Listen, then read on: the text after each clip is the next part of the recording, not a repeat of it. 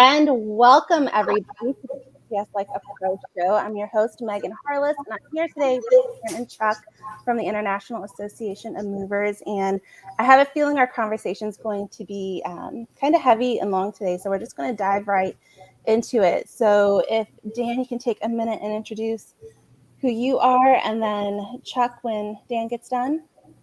All right, I get to talk first. That's great. Dan Bradley, I am the Director of Government and Military Relations at the International Association of Movers. Been here for 3.5 years now.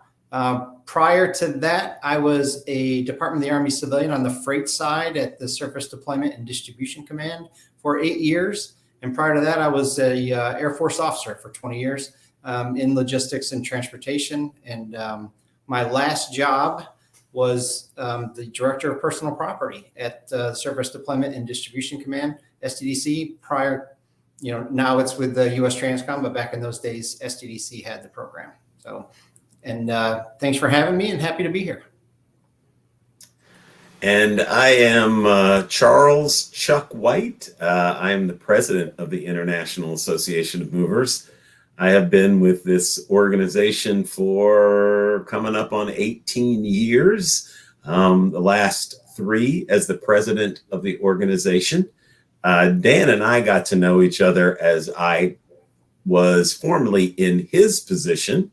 And I blame Dan for everything that is happening, if it's at all negative, in the Defense Personal Property Program, because he's the one who started the darn thing. And if it's going well, I blame myself because I taught Dan everything he knows. So anyway, thanks for having us, Megan. Yeah, thank you all for being here. So let's just dive right in. We all know this year was not what everybody expected and planned for. So what were some of the issues that we saw during the 2021 peak PCS season, and what kind of led us there to those issues? Go ahead, Dan. So where do we start, right? There's a lot that's there, but I mean, from a transferee's perspective, from the military members' perspective, the things that we heard, missed pickups, late delayed pickups, are a couple of the top issues that went down there. Having trouble getting your delivery out of storage. Those are like the big things that I think that the Department of Defense dealt with on the industry side. And, those were challenges for the moving industry. And last year we start weekly calls with the Department of Defense and the moving industry and the services on the personal property side in April. And normally those are quiet and calm, and everybody's just prepping, and then things get exciting in the middle of June, as capacity tightens up and more people move. But this year, the issue started, frankly, in mid-April, and people started seeing problems. And, all you have to do is kind of look around and see what was going on in the rest of the world and to understand some of that. But, those were a lot of the issues that people saw. It's that ability to get somebody to your door to get your shipment packed and picked up and ready to go. And, I think some service members faced hey, I thought it was going to happen on Tuesday, and then it didn't happen on Tuesday. And now, geez, is anybody coming on Wednesday and Thursday and those kind of things? From a percentage perspective, I don't know that it was a huge percentage, but I think in terms of, the impact, there's so many shipments do get moved that even a small percentage is a large number. So I think, people started to see that and feel the impact of that. And those were the things that we started seeing. Yeah. And in terms of why, I can go right to the top. It's the pandemic. It's pretty obvious. It has affected every aspect of life for everyone. And the moving industry was not immune.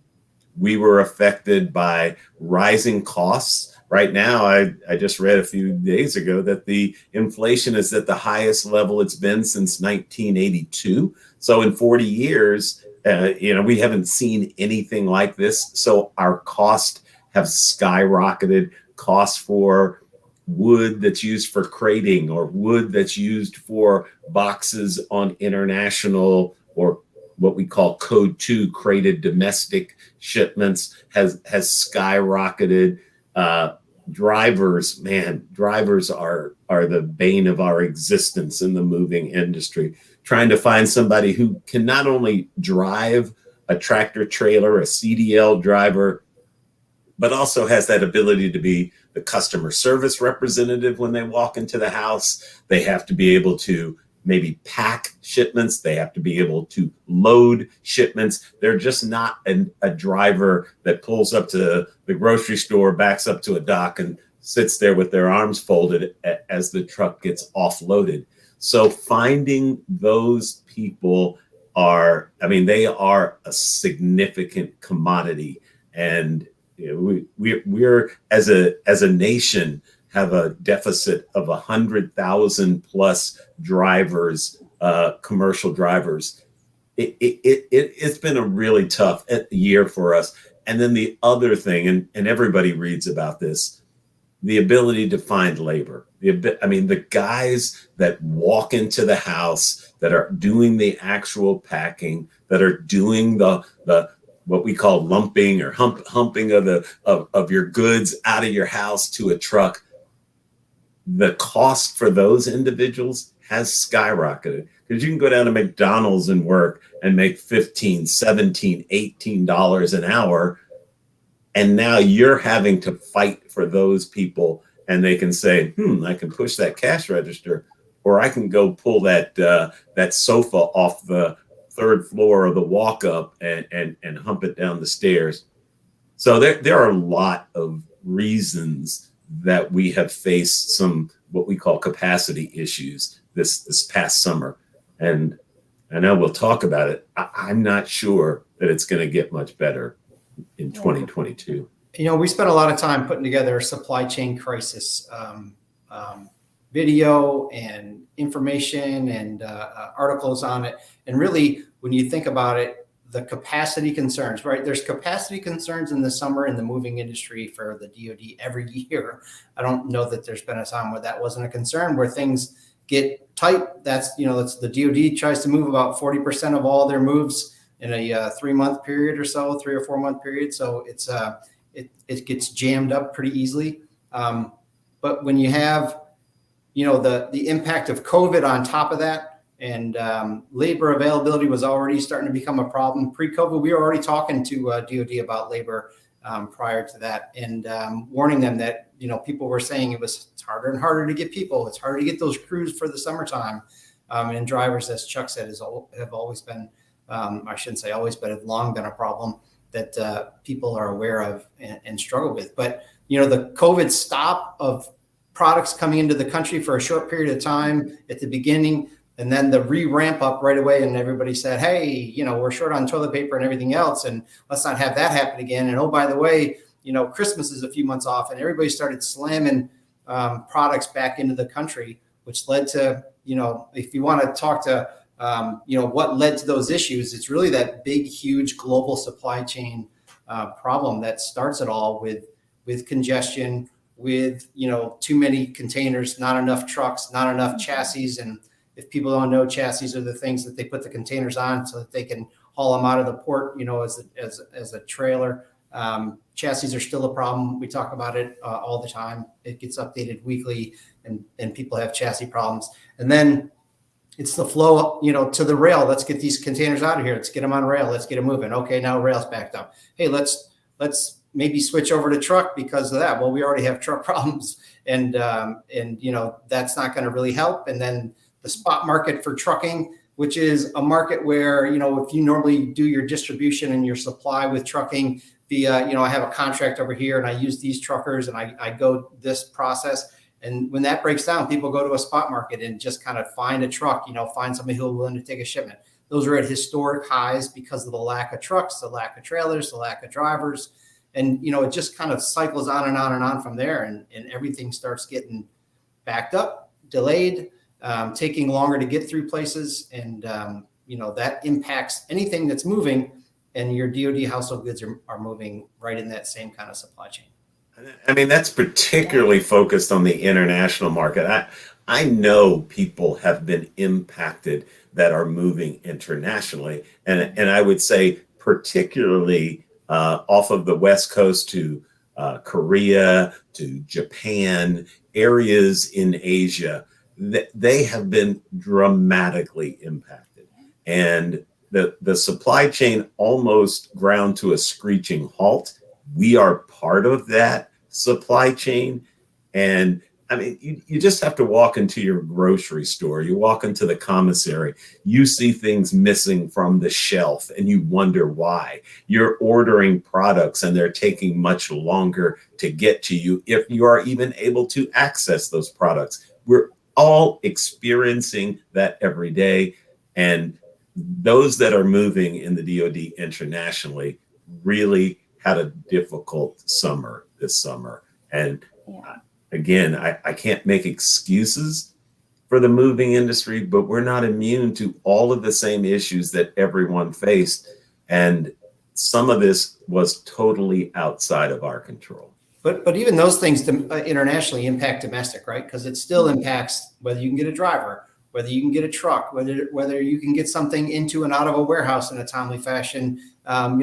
Some of the stuff that moves across the country had classically moved on rail, and those things were backed up. So it has an impact all over the place. And then on top of all that in and of itself is COVID and a struggle for workers and keeping people on the job. And then on top of that, then is just labor in general, where frankly, during the peak of the COVID, federal and state unemployment was good enough to keep people from going out and seeking a job. And then those who did seek a job, who wanted a full-time job, a lot of people know they can get a job in the summertime in the moving world, but will it last beyond, the early fall because of that huge push for movement and then the drop off in the off season.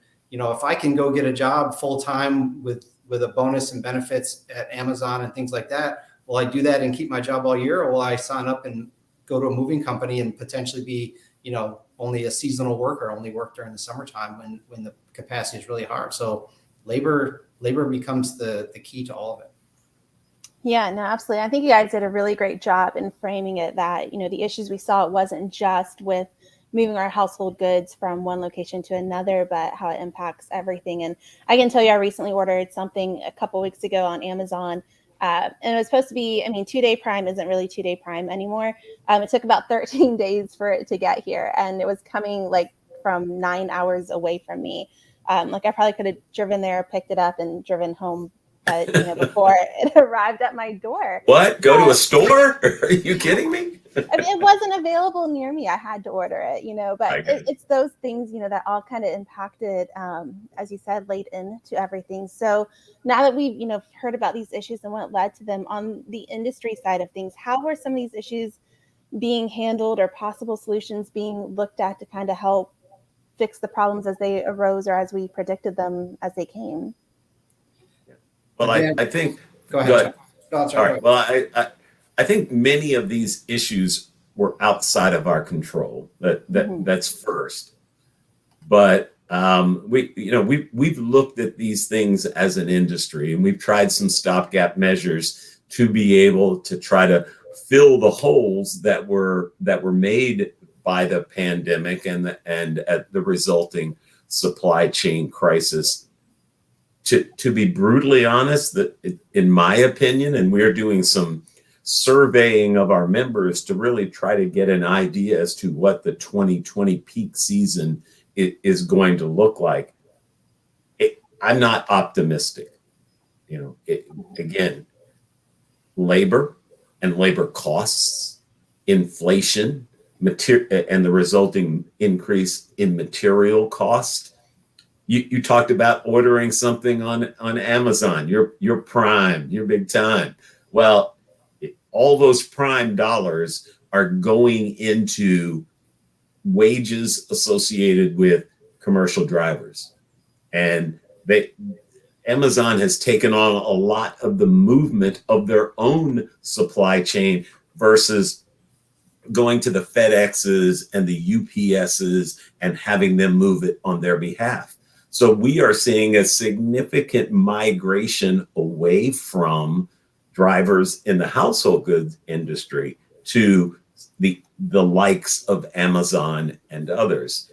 And so I'm not real sure. I don't have a magic answer as to what are we doing. Probably it's going to come down to money, and it's going to be us having to flow money to our help, to our employees, our drivers, to try to maintain them. And then that's going to be increasing cost back to DOD when we're able to file rates, which we're able to file rates only once a year. And those rates file in January, effective in May of that year, and effective through May of the following year. Mm-hmm. So we have to be able to predict what our costs are going to be for almost 18 months into the future. Who would have been able to say a year ago what inflation would be, what costs would be, what the impact of the pandemic would be? And you could try to add some in, but nobody, I don't think, would have been able to forecast where we were. So we and I have to give DOD, U.S. Transportation Command, credit that they understood that, they saw that, and they have provided some surcharges as a way to relieve some of the economic pressures that those in our industry were feeling. And that really helped to offset some of these cost increases that we hadn't seen. But where we're going to be next summer, I don't think it's going to be easy to say. And I'm not sure there's any magic bullet. There's no panacea out there that's going to solve these problems. We're going to continue to deal with them. So Megan, I'm looking in your comment box there, and Elizabeth Westman asks, yep, you know it's coming. So what kind of honest discussions you have in the military? And again, I think we've been having those discussions, frankly, on a monthly basis in a lot of ways. We have a lot of correspondence from our association that goes back and forth with the DoD from the services, the GIPSO heads, the service headquarters leads on the logistics side, as well as US Transcom, who runs the program. So I provide, frankly, a weekly update of what's going on in the distribution world, and just as a node by not what's happening West Coast, what's happening East Coast, what's happening in Europe, what's happening in the United States, those types of things, so that they have an understanding of that. And then Chuck mentioned it earlier. We're going to go out to our membership and ask them their thoughts on capacity for the upcoming season, and specifically focused on DoD and government moves, and ask them where they think that's going to be. And we'll provide that back to Transcom so that they have that insight. They asked us for some of that feedback, whether it was based on data or based on gut, and we wanted to give them a little bit more than just a gut feeling. So we're going to do our survey and provide them that information, and then hopefully the people make some decisions based on that. In the past, the DoD is, just this past year, I guess, Chuck, would have been the first time, because we had talked about it the previous year about, the weekly, we started seeing problems pop up where things became almost kind of uncontrollable when the DoD would get close to 9,000 household goods shipments a week, right, in the summertime. And above that, when it hit the 10,000 mark, 11,000, there was a lot of gnashing of teeth and wringing of hands of what's going on and why are there problems and what's happening. And frankly, I would have said that number is closer to 8,000, but they said 9,000 in that range. And so they didn't control it, but they let the services and their personnelists who cut orders and those things know that, hey, if you stay below that 9,000 shipments per week, it's better managed. Well, this last year, again, people started warning about the labor impacts and things like that, and maybe even 9,000 wasn't a good number. And I think we saw that. And so I think hopefully people will kind of talk about paring that down a little bit and trying to stay below an even a lower number for shipments a week, and spreading that out, or, making decisions on when people will, whether they have to move if it's something that's more of an elective move, and those kind of things, because those are the kind of conversations we have with the DoD quite a bit. I want to hire that woman who asked the question, because she is so spot on. Those are exactly the discussions, as Dan has talked about, that that we have to have with them. But again, the people cutting the orders are not the logisticians. And during the pandemic, the heart of the pandemic, when in 2020, when we got into the peak season, we had a stop move, and then we opened up the movement into the latter part of the summer, we had the personnel community that were actively involved in all of the discussions. You're welcome to hire military spouses. Amen. I think we need to do more and more of that. But we had the personnel community involved in those discussions with us. So they heard the issues, they understood the issues, and there was a throttling back of issuing of orders and the number of orders and report dates, etc. As we moved into 2021, I think we missed that. And as we had calls as we went into the peak season of 21, not even 6 months ago, those people weren't on our calls anymore. And I think we've got to have a more integrated system between those that are writing the orders and those that are handling the actual transportation, logistics, movement of shipments, so that we're all on the same page. What I heard for so many years was the personnelist and the issue, the orders writers were the dog, and the transportation guys doing the movement of household goods were the tail, and the tail does not wag the dog. Mm-hmm. We've got this mission sensitive order writers that know where people need to be, and they are not going to be locked in to changing their battle rhythm based on what's happening in the household good world. Yeah. So unfortunately, we're kind of hamstrung in that arena.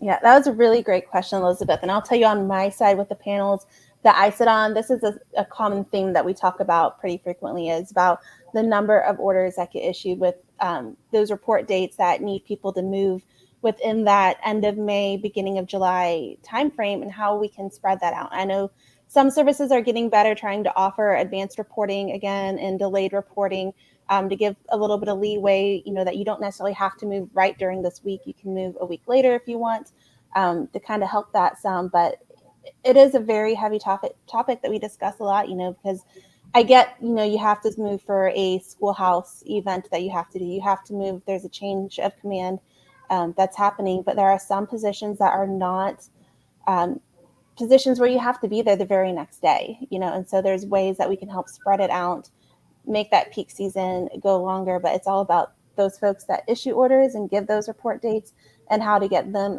in sync with, what is happening on the ground and to help with those issues. So I know nobody, again, can really predict what 2022 is going to be like right now, but if we stay on same course, similar issues to 2021, what advice would you offer to military families that are planning a 2022 season move? Dan, go ahead. Yeah, I mean, we talk about it a lot, and probably have with you, Megan, on some of these webcasts. It's go early or go late, right? It's try to help out that overall big push in the middle of the summertime. If you can get out early, and when the capacity isn't as constrained. But as I said, this year we started hearing about problems in April, but frankly, April, May, early June is better than the middle to end of June, July, and early to middle August. So if you can stretch those out and try and put yourself outside of that peak season, I think that's a major contributor that would help kind of spread that. We talk about the word demand smoothing a lot, right? To get that demand outside of that big spike of moves, where then you have more, more capability for the shipment managers to talk to you on the phone and to follow your shipment. And you have more opportunity to get the movers actually, have crews that are available to get to your house, and more driver availability and all those kind of things that are in a better position early in the process and late in the process, more so than in the middle of that peak. So that would be, one that to the extent you have any control over it, that would be the one to try and work on, I think, is at least one thing. I'd even encourage folks to think about, okay, I have to move in June. I've got to move in July. Then I'd think about, as we talked about the fringes of the peak season, think about the staying away from the fringes in those months. First week, everybody wants to get into their new house. Last week, everybody wants the lease is ending. You've got to be out of base housing. So the first and the last week of those months can be pretty difficult. Think about the middle of the month. Go ahead and get your packing and loading done. Get your delivery done in the middle of the month, because particularly the last week of June, the last week of July, the number of deliveries and events that are happening during those time periods are overwhelming. And when you move during those times, you're asking for some type of slip to happen as people are feeling overwhelmed. And there's an old commercial where the guy says an educated consumer is our best customer, right? And that's true in all situations. And certainly in this, I mean, moving logistically is a complicated process. It's not, I spent a lot of time in the military, and I had a lot of bosses who would like to say, oh, this, pick a process, no matter what it is. That's simple. Give me 5 minutes and I'll solve this. Right. And I think some people feel that it's just taking my stuff, putting it in a truck and moving it across the country. There's so many hands, there's so many different processes. There's so many different things that go on with that. So, educating yourself on what it is the program has to offer. What are your requirements? What are your rights? Those types of things. What does the mover have to do? What do they not have to do? But on top of that, you're slammed at the beginning of this process with information. And a lot of times that gets shoved someplace and not referred to again. But the keys become, where's that piece of paper where somebody said, or that email, or however you get it, right? That says, hey, if you have a problem, call this number. You got to have that number so that you can get a hold of that person who's your move coordinator, the transportation service provider, POC that they gave you, the agent that's going to come and actually pack your stuff, but all the way back to the transportation office. How do I get a hold of them? Who's the quality assurance person that can help me out with this? And we talk to a lot of people who will reach out to us as a customer who will say, well, what does the transportation office said to you? And they haven't contacted the transportation office, or what does your move coordinator said? Well, I lost that number a long time ago. They're swimming around in the dark trying to figure out, how do I get somebody to help me out of this process? And you got to keep a good handle on where that information is so that you can refer back to it throughout the entire move, right? Because just once they leave your house, then you got to get it on the other end. So, you got to maintain all that information. Yeah, no, absolutely. Some good points in there. And also not just when you move, but also where you're moving to and from as well. Because we talked schoolhouses. So Leavenworth, the big CGSC schoolhouse for majors, that within a 4-week period, you've got 1,200 families moving out and 1,200 moving in. And depending on when you arrive or when you ship your stuff, you may be there waiting several weeks.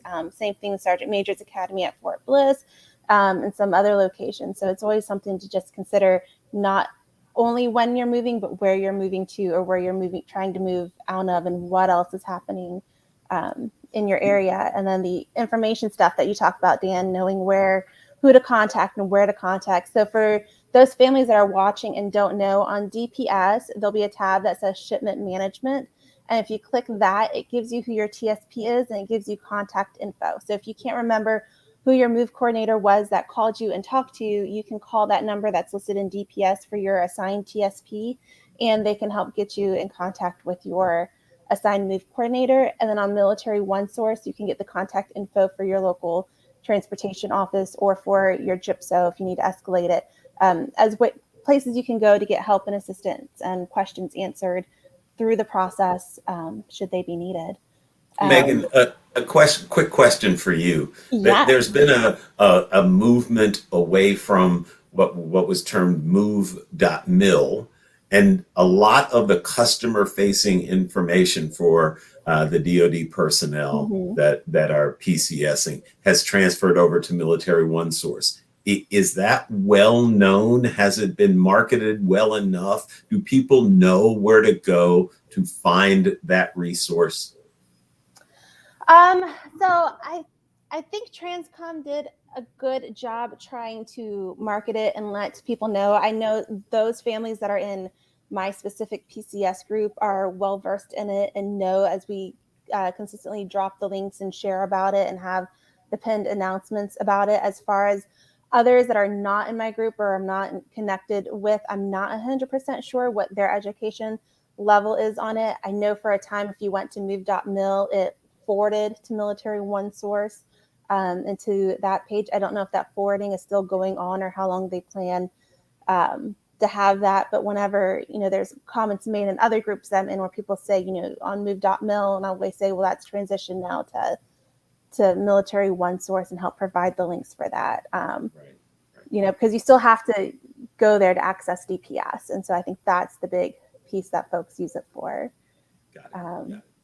Thanks. Just we, as outsiders, we're not sure exactly where the hundreds of thousands of people that are PCSing every year, how familiar they are with all of the resources. I know if they're part of your group, they're going to have that information, but it just seems to me when we have an opportunity to talk with military customers, there's just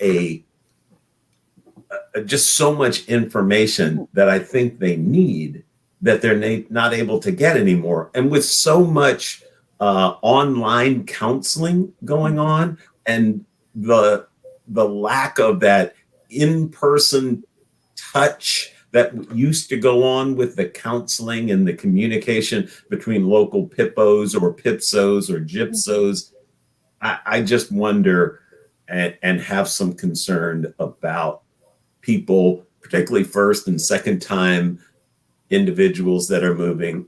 It's so much information. How do I weed through that? It is. There definitely is a lot of information that gets thrown at people, and it seems like there's information everywhere, and it can be intimidating to figure out what it is you need and from what source and what's correct. And a lot of things are also very service dependent too. So you ask in one general spouse group about something, you're going to get 20 different answers that may be right, but it depends on what your situation is as well. And that's another thing that we've talked about with the services and with the Army, because I sit on the Army panel about, it's just that information flow. How do people get the information that they need and to make it easy? And I know for a while we did the online counselings. And I think I said at one point somewhere that the last time I actually stepped foot into a transportation office, a local transportation office, was when we were leaving Fort Hood, and we left Fort Hood in 2013. So since then, everything for us has been online. And I mean, for me, I know where to go to find that information, but I always think of, like you said, our newer families that are PCSing for their first, second, third time. How do they get the information they need? When you say, the common response was, oh, you can get it on move.mil or now Military One Source, or, oh, just read that it's your move document. That'll tell you everything you need to know. And you read it and it's like you still have a lot of other questions. And I know at least for the Army, there's an Army PCS app that has been really great, putting all the information that you need to know there and contact info there for Army families to be able to reach out to. I think the Navy, I don't think they have a Navy PCS specific app like the Army, but they do have an app that does have their PCS information on it. I'm not sure about the other services. So I know some of them are trying to get better at what information they give out and how they market that and get it to who needs it. But there's still, I think, a lot of work that can be done to ensure those who need it are getting it.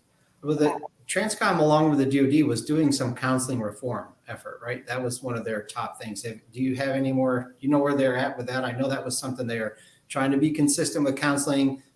It's something that we run into, and we'll get people to send us something that said, "Hey, the Navy told me this, but I'm not aware of that," or, "Hey, this is how the Army's counseling this." And I know that was recognized by the DoD, and I'm pretty sure Transcom put together an effort to do a little counseling reform to try and get that more consistent. And I haven't heard much about that recently. So the Army has standardized theirs, and they have actually put theirs on the app. It's called Army PCS Move, is what the app is. And they actually have their counseling on there. So that way you can easily reference it and pull it up. And all of the Army transportation offices have that same counseling to give out. How that's transitioned to like the Navy and the Air Force and Marines, I don't know about that. I can ask them and find out, but I know the Army has standardized theirs and pushed it out to their offices, and they've put it on their apps so that way it can be easily referenced for everybody. I think the industry now understands that we've taken on some of that role on behalf of the military customers, and I think that that's right. And I think if you ask your move coordinator questions that you think maybe the PIPSO, I need to go there, I think that they can, for the most part, people can point you in the right direction if you have questions, or be able to supply you with answers. More and more, we realize that this is an online process, and the people that they actually talk to the most are probably from the industry. And so we've got to be able to talk the talk the language.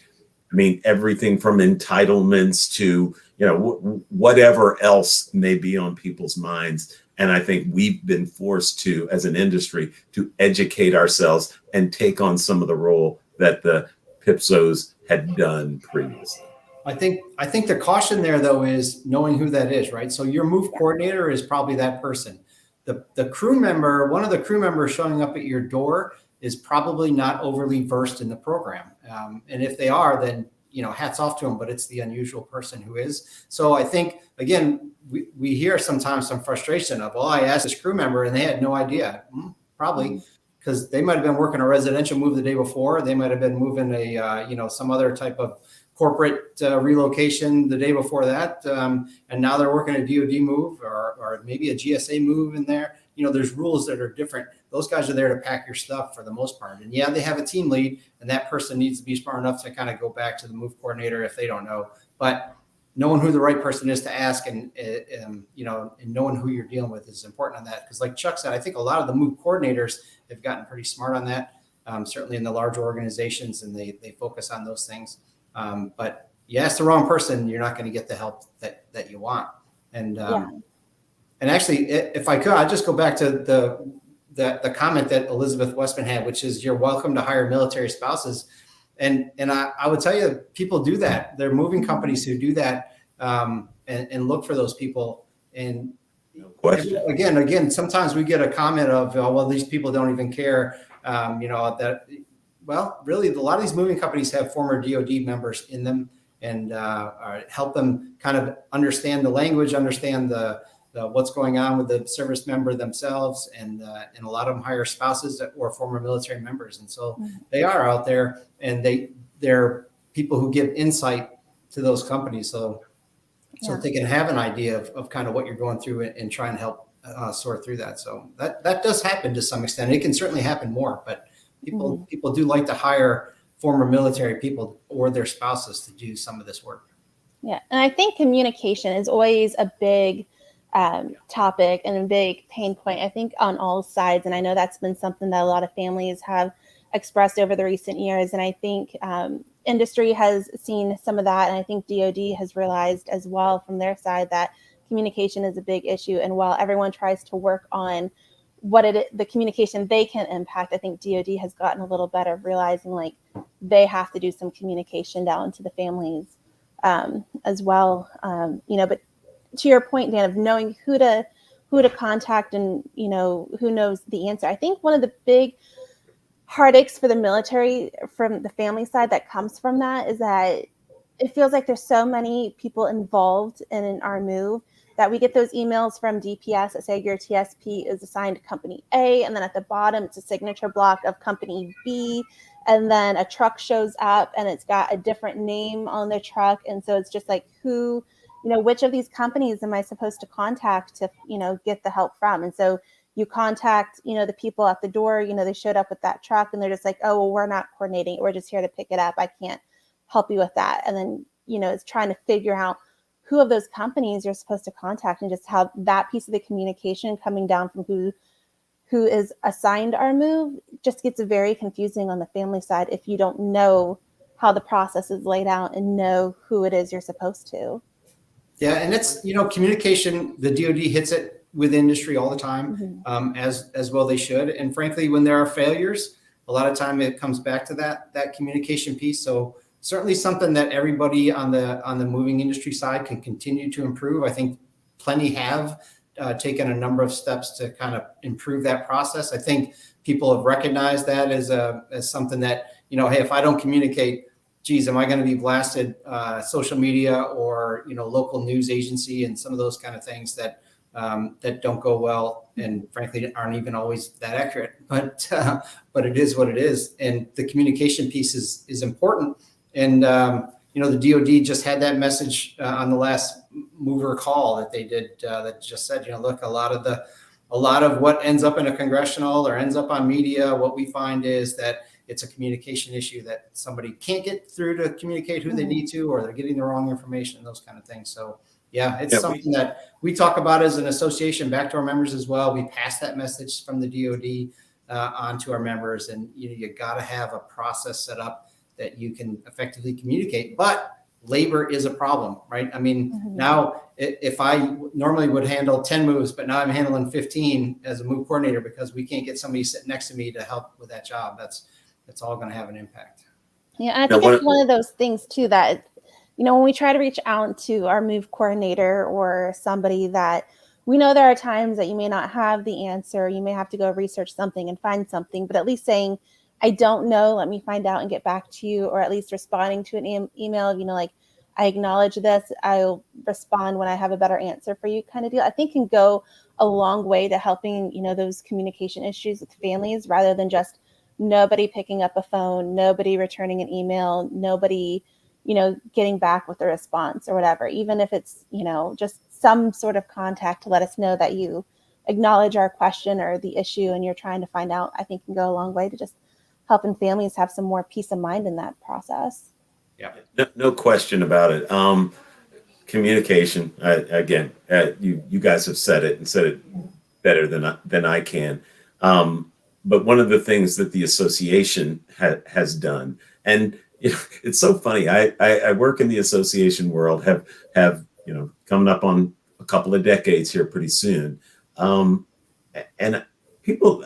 I want to make sure people understand what an association is. I know, Megan, you participate in a number of meetings for AUSA, the Association of the United States Army, and these are representative bodies that try to advocate on behalf of either a group or an industry, et cetera. And that's what the International Association of Movers is. We represent about 2,200 moving companies around the world, where we have members in 170 countries. So some of them participate in the DoD program. Many of them do not. But they're involved in all aspects of moving throughout the world. One of the things that we've done in this arena is we've launched a learning platform a number of years ago. And one of the courses that we offer is a military coordinator training program that is being widely used now by our members to, as they bring in an individual, we talk to them about the basics of military moving, the terminology that it's used, and what are some of the best practices that you need to employ to be successful as a move coordinator. And going back to the discussion topic, communication is one of the central focuses of this education program. And so Megan had we an opportunity to participate in that. I'm sorry, say it again. Megan had an opportunity to review that. She was a contributor, no question about it. And I think that is I hope we didn't lose Dan there. He looks like a frozen entity there. He's coming Snowman. back. Snowman. I'm not going to get it. I was going to make a comment. I better shut up. So, so anyway, thanks, Megan, for being a contributor. But I think it really is getting some traction. It's hard. Our industry, you talked about it. Our industry is so stratified. There's so many pieces to it. It's very difficult for someone in our business to go out and hire from outside the industry and say, okay, go call these people and assist them with their move. They don't understand the very basics of supply chain, the very basics of the DoD, the very basics of customer service. And we really try to emphasize all of that in that package. So I want to say the good coordinators that you deal with probably took some of our coursework, and you need to, as transferees, you need to say, have you taken that IAM course? You can use some brushing up on your customer service skills. Yeah, so we'll get the links so that way everyone can just forward it to their move coordinator as a, hey, just wanted to let you know about this. But no, that course is a really good course. And like you said, I had the opportunity to review it and contribute to it. And part of it was also being able to help industry understand our side of the process of it as well. For us, I mean, most people, when they move 18 miles down the road. Whereas we move hundreds and thousands of miles away, sometimes to a new country. It's we don't have the ability to put roots down somewhere. Our roots are within our household goods because it's the constant of our lives. And, when a table shows up broken, why it may just be a table and I can get a new one at IKEA or Ashley Furniture, whatever it is, like it's not going to be the same table where, all the memories of my family was made around. And so it was just. Well, I thank you for being a contributor to our organization on so many levels. Just this past October, this is for the edification of the folks that are on the broadcast, Megan led a military spouse panel at our conference. We do a yearly annual meeting. We were in Orlando, Florida in the middle of October this year. And one of the most highly attended and well-received education sessions that we did focused around Megan's military spouse panel. And I mean, it was incredibly engaging. I think people took away so much from that, and the discussion that occurred really gave an amazing perspective for the moving industry on what a military family, a military spouse goes through. And so thanks again for being a contributor for that. And I think that's going to be something that we are going to do probably on an annual basis if you'll continue to come back for our conference, because it was so well received. The other thing that you did at our conference is you brought chocolate. And so that was really key. And I think we're going to have a chocolate tasting this upcoming year. So we'll entice you to come back with chocolate. Yes, there's nothing brings people together like, food and chocolate and goodies and, the common goal of being able to improve something together. So it's just, for me, it all made sense. Let's sit around, let's have some chocolate and talk about the issues and what we can do together to be able to fix them. So we've kind of answered every question that I had pre-prepared for y'all. We've answered them without me asking them. So I just want to give you each a moment if there's anything else you want to be able to tell military families, either about what to expect coming up, how to prepare, advice, or anything else about the industry that you would want them to know that we didn't already talk about. Go ahead, Dan. Man, there's a lot of things in there that crossed my mind as you were talking about them that are not even related, that I was flying in different directions in my brain. And being as old as I am, I won't remember half of what I thought I was just going to talk about. Oh, man, what was that other thing that I wanted to say? And I'm doing it right now, actually. No, I just think, again, we started this whole thing off with the whole big supply chain crisis. And like Chuck said, you can't hold on to that. It's not an excuse in and of itself. It's just a reality of kind of where we are and what we're operating in. And we had talked, and I was thinking about it when you guys were discussing some of these things as being an Amazon Prime user and those kind of things, that, there are things, I said this when I were in the program, that it's a program of unintended consequences where you meddle with something over here and you don't really realize what it impacts on the other side. But even internally, what goes on in the world, everybody sat home under the pandemic and ordered off of Amazon and ordered FedEx and all that kind of stuff. And of all the crazy things, our movers had trouble finding cardboard, right, to pack your boxes and stuff like that, because cardboard manufacturer people said, hey, I can get into this Amazon business and make more money, or stick in this household goods with a thicker piece of cardboard and different requirements. People started having trouble finding cardboard, finding wood, and finding those kinds of things. And, Chuck talked about one of the surcharges the DoD gave us was for a wood and packing material surcharge, because people couldn't find it. And when they could find it, it was through the roof, and it was taking us a long time to get it. And all of those kind of things lead to, hey, I want a crated shipment. Well, we can give you a shipment, in a van, kind of loose shipment, but we don't have the crates to do it. And people were shocked during the year. Like, what do you mean you don't have the crates? Nope, couldn't find the wood, couldn't find the crates, couldn't get it manufactured, all those kind of things. So, it's an entire program of unintended consequences of, we think we're solving this, but we just created this, or we're not really even understand. It's not even part of the moving industry, FedEx and UPS and what goes on at Amazon. And yet it starts having impacts on your ability to get the kind of move that you want to get the materials that you need for your move, all those kind of things. So it's all interconnected, as the whole world is now, more and more and more. And when you start, going to the grocery store and it doesn't have the food that you want, it's a distribution problem that's going to have an impact all the way down the line as well. So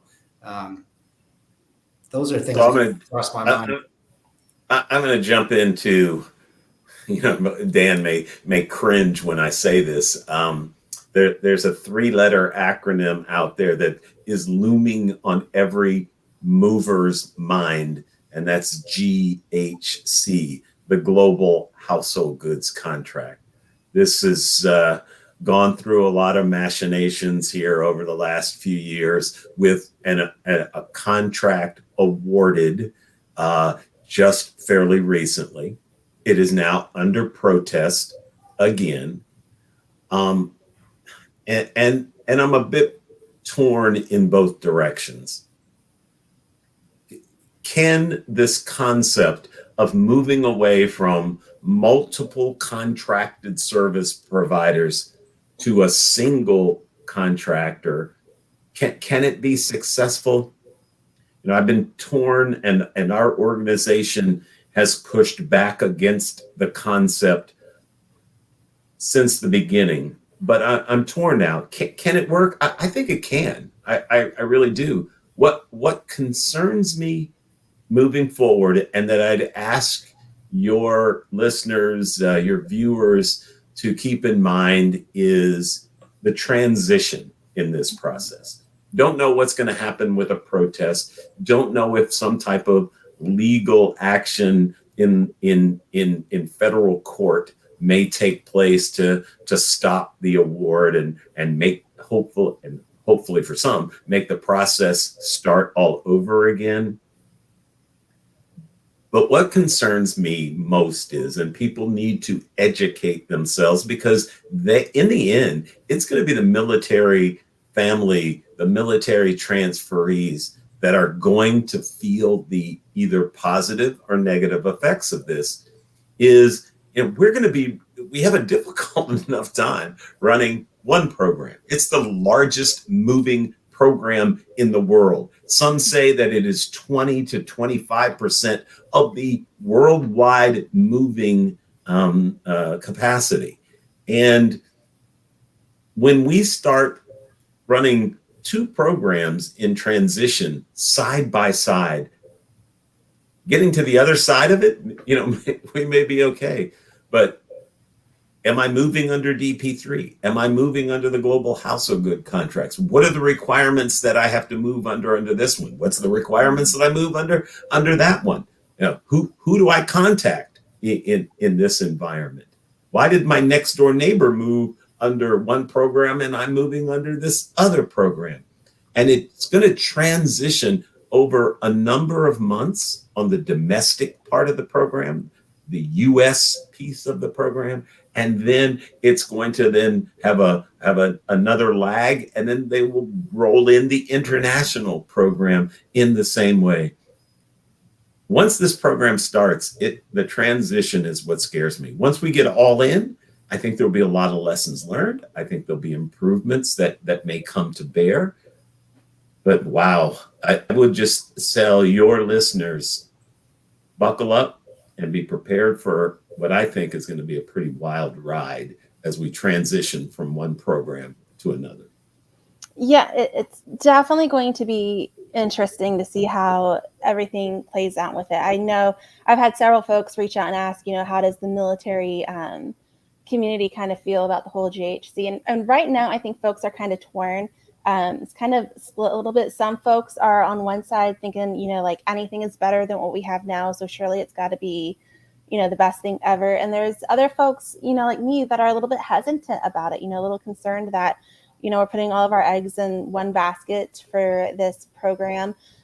It briefs well, but the execution is always what worries me. How is it going to be once we roll it out and start executing it? And as you said, that transition time where some people are moving under one program, some people are moving under another program, and what that communication piece is going to be like too, because who am I supposed to reach out to? And it's going to depend on what program you're moving under, as to who you reach out to, and then knowing, who you're supposed to contact. And so there's definitely going to be some growing pains there when, and if it does continue to roll out, that I think it's going to be at least a year, maybe two, of some tough growing pains of seeing what happens with that. Well, I'd ask your listeners, again, you don't have to really do this, but look at it through the eyes of a moving company, people that are involved in our industry. There have been significant changes that have taken place to try to make the moving experience for military families better over the last few years. Many, many rule changes that we've had to deal with and be able to change and modify with. Okay, but I've also got this program looming in the background that may be coming forward that we're not 100% sure how each and every mover is going to be affected. So, oh, by the way, throw a pandemic and all the other issues that we've talked about on top of that. I will tell you, there is such uncertainty within our industry, and that will affect capacity, rule changes, pandemics, economics, a new program coming. People are just looking around and saying, do I need to continue to do this business? Do I need to find another arena to get more involved with that has more stability associated with it? Yeah. And so we look at how to maintain capacity in the DoD moving arena. And I will tell you, this uncertainty does no one any good. And so Absolutely. concerning. I just want to end with this last question that we have, since you talked about it, Dan. It comes from the Facebook group, and it's Jen Woodford who asked it, talking about crates and the availability. We can all assume crates would be available for OCONUS moves as that requirement, but probably more, will crates be available for CONUS shipments next year? I mean, I would say they will be available for the most part. I think, the people tried to catch up in that. Mm-hmm. I mean, wood was a problem. There were a number of, again, going all the way back to the source, right? Prior to the pandemic, there were some lumber yards and things that just shut down. They weren't getting the business that they needed. And then all of a sudden everybody wanted to get back into the game, and wood became something that people, housing and all kinds of stuff were starting to impact. And so you can't just turn that stuff on very quickly and get the wood flowing back into the, from Canada, from South America, from all those kind of things. And then we had shipment problems.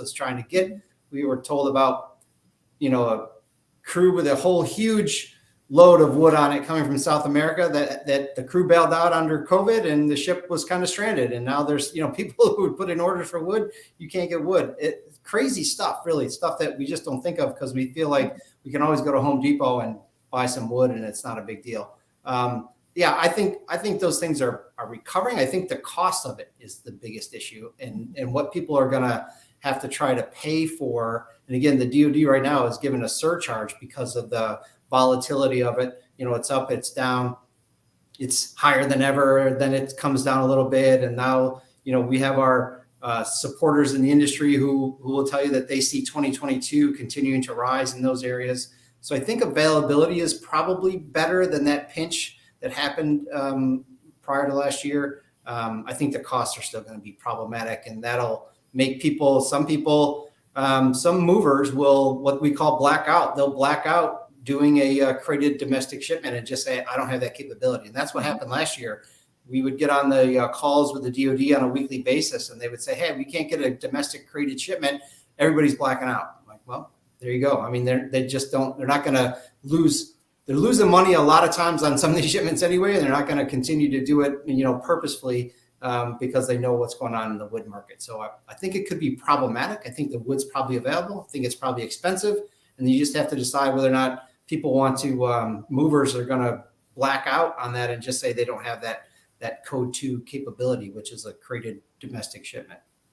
Yeah, no, absolutely. I tell you, that cost of wood is it's outrageous right now. I've never been more thankful having a wooden fence that has wood damage and being a renter, knowing I don't have to replace that. The storms that we had roll in, very thankful property management will handle that with the owner, and they will take care of that, and it's not on me this time. We talked about a lot today. I appreciate you both taking time out of your busy schedules to be here with us today and talking about what the issues were and looking ahead to next year. And we're definitely going to have you back on, probably when we get closer to peak season, or maybe during peak season, to see what's happening, and what's going on, and any more GHC news that comes on as well. So thank you both for being here today. Everybody else, be sure to join us next week. We're going to be talking with my friend Stacy and her experience PCSing and what it's been like for her and her Coast Guard family. So until then, y'all have a great day, and we'll see you next week. Thanks, Megan. Appreciate it.